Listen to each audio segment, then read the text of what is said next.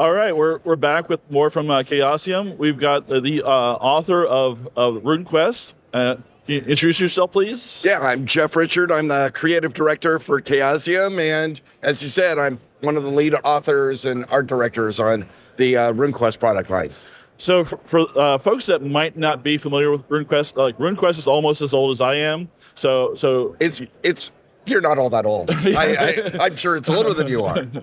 But yeah, can you give us kind of like a 50,000-foot view of like what Runequest is about? Okay, so Runequest is actually the RPG that started Chaosium. So it's the daddy of Call of Cthulhu, Pendragon, and all of the rest of the games. It's set in a Bronze Age fantasy setting where the gods are real. All of the characters have magic. It has a really exciting and visceral combat system, and the characters have the character's psychology is to some extent described by the runes that the character is made up of. It's kind of the anchor of the company, going all the way back to 76. Wow.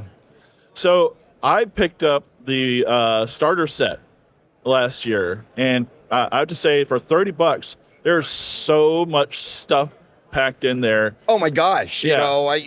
There's times I think it was kind of crazy for us to put that much stuff into a starter set. But I think you were, because I bought several other starter sets, and there's usually like 4 or 5 pre-built characters in there, and there's there's like 20 or something in there. There's a ton. Oh yeah. Well, I don't think it's quite 20. I think it's a mere 14. 14, only 14. Okay, that's a lot more than I'm used to. So I think if you haven't tried Runequest, my personal recommendation: pick up the starter set. It's beautiful, really well done. I like even the box. Yeah, I mean, what the approach on the starter set is it starts with a solo quest, which teaches you the rules and the setting without you needing to read any material other than the solo quest itself. Then it comes in with a streamlined approach to the rules and the setting, and then dives you in on I think it's a 3-part campaign. Correct. Yeah, three-part campaign, which kind of takes you through and gets you and lets you.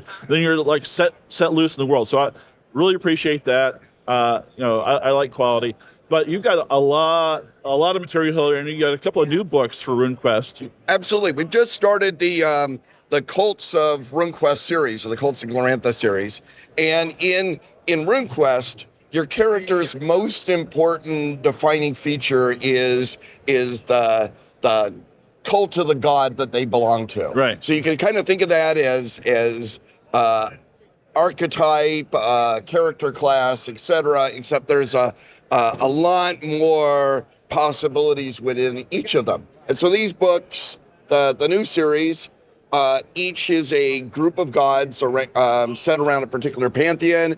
The cults of that, and each of the cults are written up individually with the myth and the history, as well as the cool spells that they provide, and some of the mechanics. But they're also just fun to read as something to read. Yeah. But yeah, so we have the earth goddesses, and that's the pantheon of earth and fertility, but also the dark and dangerous sides of that. So it includes the earth mother goddess, but also the goddess of earthquakes and the avenging daughter.